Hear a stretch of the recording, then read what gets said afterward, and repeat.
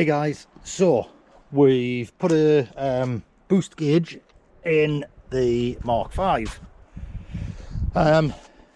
So what we've done, obviously, for everybody that hasn't seen the video where we did the PCV valve from Integrated Engineering, have a look. I'll see if I can put a link at the bottom of here for that video.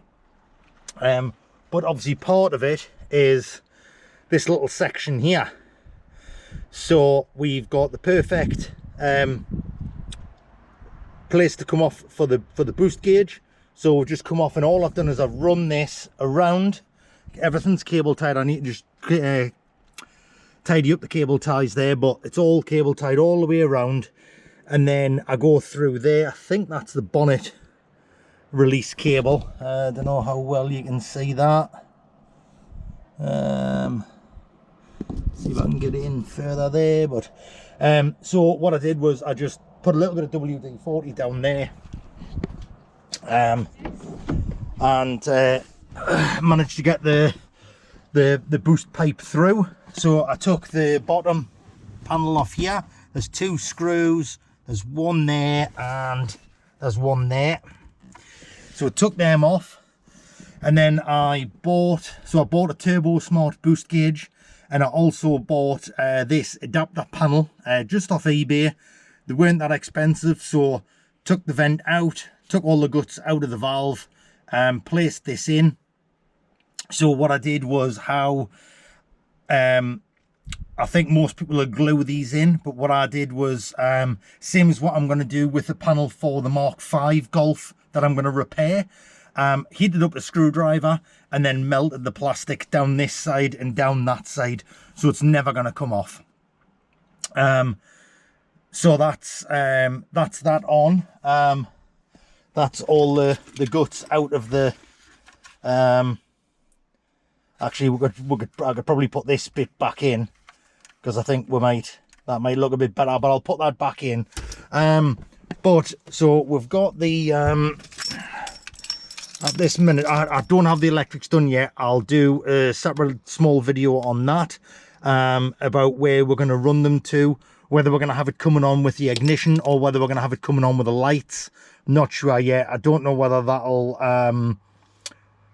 play with the CAN bus or whether it just needs to be a power on and off. But anyway, this is it here. So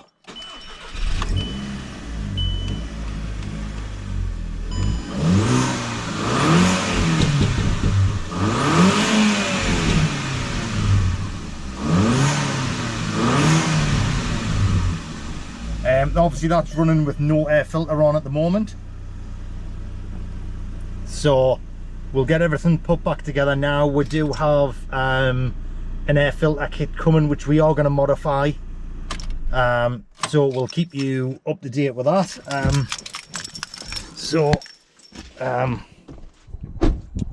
What I did was I did pull the wiper motor off and pulled the scuttle panel out.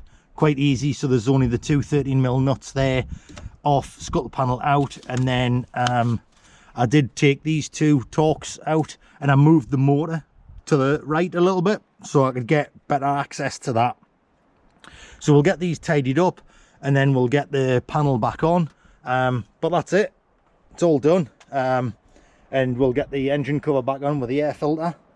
So but it relatively easy, half an hour's work, and that's it. All right guys, remember, please subscribe to the channel. If you haven't, please do it. It's helping us to be able to do bigger and better builds, expanding the channel. And we're on Instagram, we're on Facebook, and obviously YouTube. So please like, subscribe, follow on all of the above. It will help us be able to do bigger and better builds for everybody to see. Okay guys, if you like the video, give us a big thumbs up, and thanks again for watching. Excellent, thanks guys.